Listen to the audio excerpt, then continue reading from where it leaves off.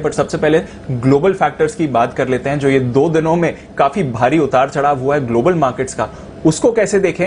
And I don't know sir, मैं 11 साल से बिजनेस जर्नलिज्म में हूं, पहली बार मैं ऐसा देख रहा हूं कि जो यूएस का इन्फ्लेशन रेट है और भारत का इन्फ्लेशन रेट है, दोनों एग्जैक्टली सेम लेवल पर हैं। इसको कैसे समझें?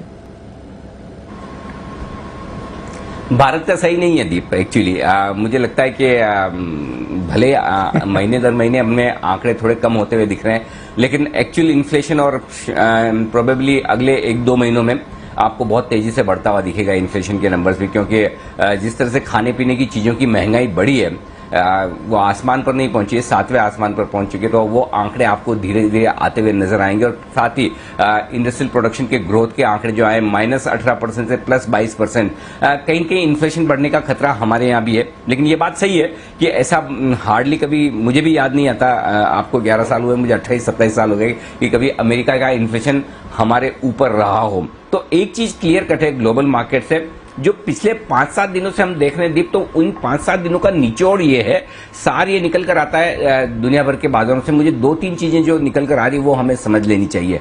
पहली बात, ग्लोबल मार्केट्स में अमेरिका के बाजारों में एक तरफा तेजी से अब हम उतार चढ़ाव भरे बाजारों की तरफ बढ़ चुके हैं और बढ़ेंगे। उसकी वजह यह है कि अब वहां पर 2 सेक्शन है, एक जिन्हें तेजी करनी है और इस उम्मीद में और तेजी करनी है कि देखिए, पहली चीज तो है कि पैसा सिर्फ इक्विटी में बनेगा और कहीं बनने की संभावना है नहीं। और स्पेशली जब इंटरेस्ट रेट बढ़ने की आशंका हो, तो अगर आप निचले स्तरों पर डेट में इन्वेस्ट क्यों करना चाहेंगे? जब ब्याज दरें बढ़ जाएंगी तब आप फिक्स इनकम में पैसा लगाएंगे, तो फिक्स इनकम में पैसा लगाना आपके लिए फायदेमंद है नहीं। और ऊपर से ग्लोबल रिकवरी के आसार है, अमेरिका में इकोनॉमिक रिकवरी के आसार है, कंपनियां दमदार कमाएगी, तो फिर क्यों ना चांस इक्विटी में ही लिया जाए। ठीक है, अगर आपकी एंट्री गलत हो भी गई और आप 2-3 साल होल्ड करेंगे तो स्टॉक आपको पैसे बनाकर दे जाएंगे और डेट से कहीं ज्यादा होंगे। एक वो सेक्शन है, इन्वेस्टर्स का बड़ा सेक्शन है, जो अभी भी इन लेवल्स पर, लाइफ टाइम हाई पर भी लगातार पैसा अमेरिका के बाजारों में लगाने को तैयार है। उनका व्यू 1 से 2-3 साल का होगा, क्योंकि वो जानते हैं कि ब्याज दरों का जो साइकिल है वो गिरते गिरते बॉटम होता है, बॉटम पर वक्त बिताता है और उसके बाद बढ़ना शुरू करता है। लेकिन जैसे बढ़ना शुरू करता है, वहीं इक्विटी मार्केट टॉप नहीं कर देते हैं। इक्विटी मार्केट को टॉप करने के लिए थोड़ा वक्त लगता है। तो अभी भी इसका मतलब यह है कि थोड़ा और वक्त है, थोड़ी और जगह है इक्विटी मार्केट में पैसा बनाने की। ये एक बड़ा सेक्शन है फंड मैनेजर्स का, जो अमेरिका में ऐसा सोचता है। दूसरी तरफ कुछ अमेरिका में फंड मैनेजर्स ऐसे भी हैं जो ये सोचने लगे कि जो बेस्ट पीरियड था बाजारों के लिए वो चला गया। बाजारों का रिएक्शन वक्त से पहले आता है और अब इकोनॉमी में जो ओवर हीटिंग हो रही है, इन्फ्लेशन जो जरूरत से ज्यादा बढ़ रहा है और इसके बाद जो लिक्विडिटी वापस फेड खींचना शुरू करेगा,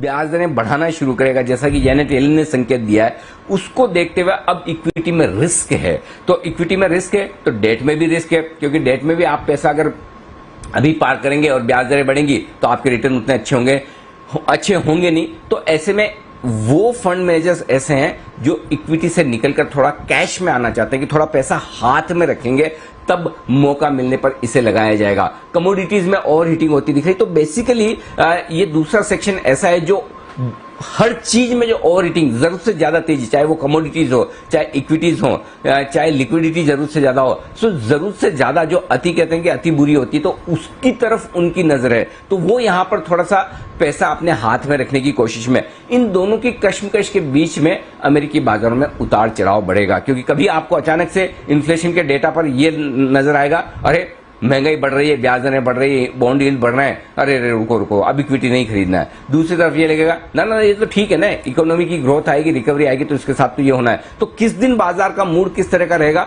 वो अंदाजा लगाना रोज रोज के बेसिस पे मुश्किल काम है। लेकिन एक ट्रेंड के तौर पर देखें तो इसका मतलब क्लियर कट है कि दोनों ही तरफ के इन्वेस्टर्स एग्रेसिव होते दिख रहे हैं। और जब ऐसा एग्रेशन आता है तो फिर यही होता है जो आप पिछले 4 दिनों से अमेरिकी बाजारों में देख रहे हैं, भारी उतार चढ़ाव। तो दोनों तरफ के व्यूज में कौन सा भारी पड़ेगा वक्त बताएगा। लेकिन एक चीज क्लियर कट है, जो हमारे लिए संकेत अमेरिका से मिलते हैं वो ये हैं, ट्रेडर्स के लिए स्पेशली, कि अगर अब तक आप हर रोज आंख बंद करके आराम से अपनी तेजी की पोजीशन ओवरनाइट लेकर जाते थे कि डाउ फ्यूचर्स क्या 25-50 पॉइंट ऊपर नीचे है, 150 पॉइंट ऊपर नीचे बंद भी हो जाता तो हमारे मार्केट को फर्क नहीं पड़ता। तो ये जो पिछले 2 हफ्तों से हमें फर्क नहीं पड़ता, वो वाली टेंडेंसी पे जो हमारे बाजार ट्रेड कर रहे थे, अब हमें बहुत फर्क पड़ता है और बहुत फर्क पड़ेगा। इस मूड में हमें आ जाना चाहिए। तो ग्लोबल मार्केट्स के संकेत अब यहां से हमारे लिए ज्यादा अहम होते हुए दिख रहे हैं, क्योंकि अमेरिका में दिन के दौरान ओपनिंग क्लोजिंग डाउ फ्यूचर्स बहुत गैप से ट्रेड करते हुए दिख रहे हैं, वोलेटिलिटी बढ़ती हुई दिख रही है। तो अब ट्रेडर्स और इन्वेस्टर्स को उस वोलेटिलिटी के लिए इंट्राडे में भी और ओवरनाइट पोजीशन पे भी तैयार होना चाहिए। तो ये सबसे बड़ा संकेत है हमारे लिए अमेरिकी बाजारों से पिछले 4 ट्रेडिंग सेशन का। जी दीप।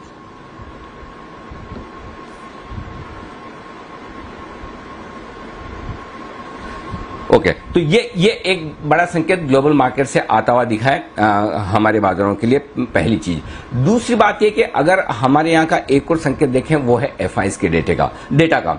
ये संकेत भी आपको इस तरफ इशारा कर रहा है कि जिस तरह से एफआईज की लगातार बिकवाली होती दिख रही, उसको देखते हुए जब आप ट्रेडिंग रेंज के ऊपरी सिरे पर पहुंचेंगे तो वहां पर आपके लिए रुकने के, अटकने के संकेत साफ साफ दिख रहे हैं। और वो ट्रेडिंग रेंज 14,800 से 15,000 या 14,850 से 15,050 की कहते हैं, ये 200 पॉइंट की रेंज है।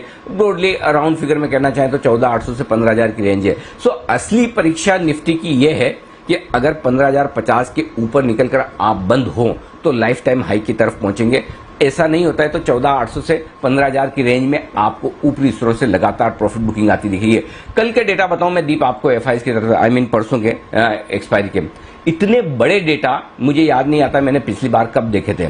एक ही डेटा पर लेकर आता हूं आपको, ऑप्शंस, इंडेक्स ऑप्शंस के डेटा में देखिए बुधवार के दिन, एक्सपायरी के दिन 10,252 करोड़ की खरीदारी एफआईज की हुई। सिर्फ एक डेटा लाइए, अगर आपके पास इंडेक्स ऑप्शन की खरीदारी का डेटा है 10,253 करोड़। मुझे याद नहीं है पिछली बार मैंने 5 डिजिट में ऑप्शंस में खरीदारी कब देखी थी। और ऑप्शंस की खरीदारी के कुछ मायने हैं। मायने ये हैं कि आमतौर पर ऑप्शन में ट्रेड एफआईज इस लिहाज से करती है कि उन्हें हेजिंग करनी है। अब अगर उनकी मंदी की पोजीशन है किसी स्टॉक में, उसके सामने वो हेज करना चाहते हैं तो वो कॉल ऑप्शन खरीदेंगे।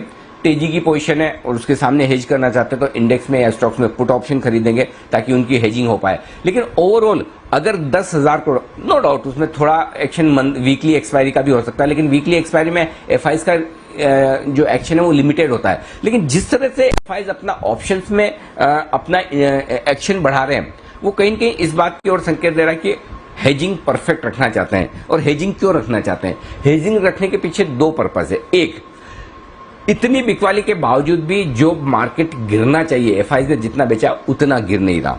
तो एक तरफ एफआईज, उस तरह की एफआईज है जो ये मानकर चल रही है कि आगे पीछे ग्लोबल मार्केट्स की वॉलेटिलिटी और साथ ही कोरोना का जो आफ्टर इफेक्ट्स है, कोरोना के अभी तक तो हम कोरोना की वजह से भी गिर नहीं रहे, लेकिन कोरोना की वजह से अगले 3 महीने, ये क्वार्टर, अगला क्वार्टर, 6 महीने किस तरह के रिजल्ट्स आएंगे। जो मार्च के क्वार्टर के रिजल्ट्स आ रहे हैं, क्या वैसे ही रिजल्ट्स अगले 6 महीने रहेंगे? आप किसी को भी पूछेंगे, शायद कंपनियों को पूछे, आप हम आपस में बात करते हमें ऐसा लगे ना ना ना इतने अच्छे थोड़ी आएंगे, वापस मुश्किलें आ गई, वापस हम घर में बैठे हैं, वापस पूरे देश भर में कोरोना फैला है, काम धंधा तो बंद है। तो वो जो एक सेक्शन है जो ये मानकर चलता है कि नहीं, यहां से ग्लोबल मार्केट्स भी उतना सपोर्ट नहीं दे रहे और लोकल कोरोना इश्यूज हैं उससे भी ग्रोथ पर इंपैक्ट आएगा, चलिए बेचते हैं।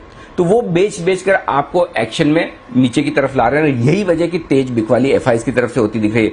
1260 करोड़ के उन्होंने कैश मार्केट में बिकवाली की है। इंडेक्स फ्यूचर्स आप देखिए लगभग 2500 करोड़ के बेचे हैं, 555 करोड़ के माफ कीजिएगा, इंडेक्स फ्यूचर्स 555 करोड़ के बेचे हैं और 2500 करोड़ के स्टॉक्स बेचे हैं। तो आप देखिए बुधवार के सेशन में करीबन 3700 करोड़ की, 3600 करोड़ की बिकवाली तो एफआईज की तरफ से आई है सिर्फ और सिर्फ स्टॉक्स में, और सामने 500 करोड़ यानी 4000 करोड़ से ज्यादा की डायरेक्शनल बिकवाली एफआईज की, ये बड़ी है। अब इसमें सिल्वर लाइनिंग एक ही है, या तो ये है ना मामला पिछले साल के मार्च जैसा हो जाए जहां एफआईज अपने 17, 18, 20% तक इंडेक्स लॉन्ग पर पहुंचे थे, तब तो अलग चीज है। अभी तक वैसे संकेत दिख नहीं रहे कि बाजार उतना जोर से, उतना तेजी से टूट कर कोई 1000-1500 पॉइंट निफ्टी पर निकल सकता है, क्योंकि ट्रेडिंग रेंज के हायर एंड पर ये आंकड़े आ रहे हैं। इंडेक्स लॉन्ग पोजीशन एफआईज की घटकर रह गई 40% के आसपास, और आमतौर पर इन लेवल के आसपास एफआईज फिर से खरीदारी शुरू करते हैं। तो मेरे ख्याल से दीप अगले 1-2 ट्रेडिंग सेशन मेक और ब्रेक वाले होंगे। आज फिर से वीकेंड सेशन है तो बहुत ज्यादा एक्टिविटी होते ना देखें। मुझे लगता है कि सोमवार से हमें इस बात पर फोकस करना चाहिए कि एफआईज का रुझान कैसे रहता है। अगर आप प्योर डेटा के बेसिस पे जाएंगे तो कभी भी मार्च के बाद अगर आप देखें तो कभी भी 3 दिन से ज्यादा एफआईज की इंडेक्स में लॉन्ग पोजीशन 40% के नीचे लगातार रही नहीं। आज दूसरा दिन है, ठीक है, 2 दिन रह चुके, आज तीसरा दिन है। अगर 40% के नीचे रहती तो उसके बाद वापस एफआईज की तरफ से लॉन्ग पोजीशन आकर वो 70-75% की रेंज में जाती है, यानी कि तगड़ी खरीदारी होती है। अगर वही ट्रेंड रहा तो अगले हफ्ते आप बड़ा रिबाउंड देख सकते हैं, और उस रिबाउंड के लिए आपको हल्की फुल्की शॉर्ट कवरिंग, थोड़ा ग्लोबल मार्केट्स का ऐसा ही एक्शन जो आज आपको दिख रहा है वापस से वैसा आ जाए तो एक बड़ी तेजी का हफ्ता अगला बन सकता है। कुल मिलाकर जो डेटा है वो ये कह रहे हैं अगला हफ्ता मेक और ब्रेक का होगा। एफआईज की बिकवाली रुकनी है तो यहीं रुकनी है, अगर बढ़ी तो यहां से जोरदार क्रेक करके 20% तक जाएंगे, रुकी और यहां से रिकवरी हुई तो 60 से 70% तक एफआईज के इंडेक्स लॉन्ग वापस बनेंगे।